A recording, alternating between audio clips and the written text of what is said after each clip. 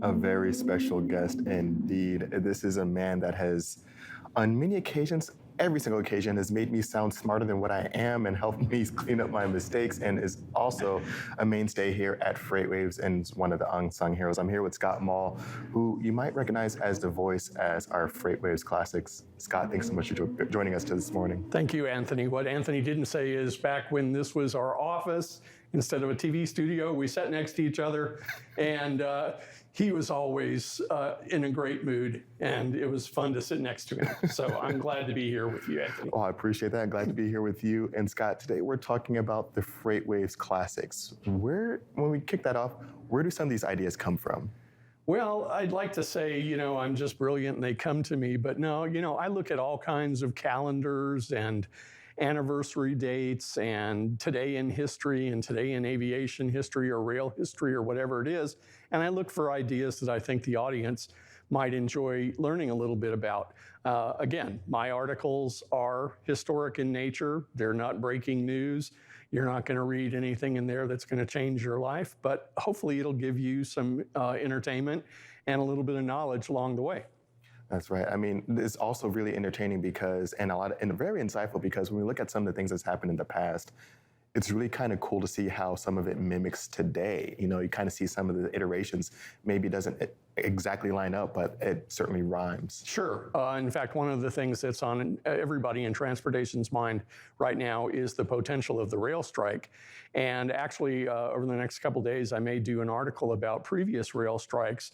And, the railroads carry a lot less freight today than they did 100 years ago or even 50 years ago, but they're essential to moving certain types of freight around the United States. So a rail strike can have, what I read this morning, a very serious impact on the economy. And one thing we really don't need is to increase the inflation rate. So, things that happened in the past often happen again in slightly different versions. So for the same reason, earlier this summer, I wrote an article about a port strike that took place on the West Coast about 20 years ago. Well, we had port strikes on the West Coast again this year, and there's still, I guess, a threat of some of that happening. So, yeah. And it's interesting because, like you said, there's some shifts that have happened from historical times, or not historical, but in times in the past versus now. When we look at all the stories that you've put together, are there any stories that come out as the most surprising that you've seen so far? Well, I'm always surprised by little facts that I find. I mean, some of it I know. I am kind of an amateur historian, so I might know the big picture, but the little details are what's really interesting. I'm writing one about an aircraft, type of aircraft right now, and its record during World War II, which I didn't know much about, so it's really fascinating. I love this kind of stuff. I'm very happy that Craig Fuller made the decision to start FreightWaves Classics. I've enjoyed every day of it. And coming up with other FreightWaves Classics, do you have any favorites that are in the lineup coming up? Well, I just had to go through this for our new sponsor, which is Old Dominion Freight Line, and trying to give them an idea of what I was going to write for the rest of September.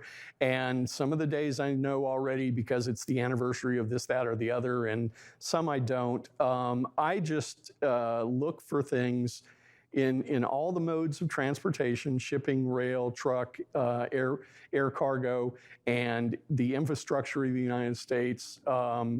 And what might be interesting. I think, infrastructure I write a lot about. Our our interstate highway system is, very good, particularly out in the rural parts of the nation. But in all the major cities or near major cities, they're to the max. And most of them can't be widened without incredible cost. And so we're kind of stuck where we are. So, hopefully there are people much smarter than I am in Washington or elsewhere thinking of ways to increase the size or the safety or the speed of our interstate highways within our cities. Because it was a system that was developed in the 1930s and finally put into play in the 1950s. We've doubled in population. There are more cars, there are bigger trucks. There's all kinds of reasons why what was a great system in the 50s isn't necessarily a great system now. I think that's a great point that definitely gets overlooked a lot of the times when thinking about the infrastructure of our country and what it means to the supply chain. One of the things you just mentioned, a sponsorship from Old Dominion. Congratulations on that. And how did that come about? Well, that's through the very good offices of our advertising folks who go out and, find sponsors for things like mine, and I really appreciate that. Old Dominion is a great company, and so having their logo on the pieces is always good. And Scott, we got to chat a little bit before this segment, talking about just high level stuff, what's going on. What's going to be one of the things that you're most interested or intrigued about in the current state of the freight market right now?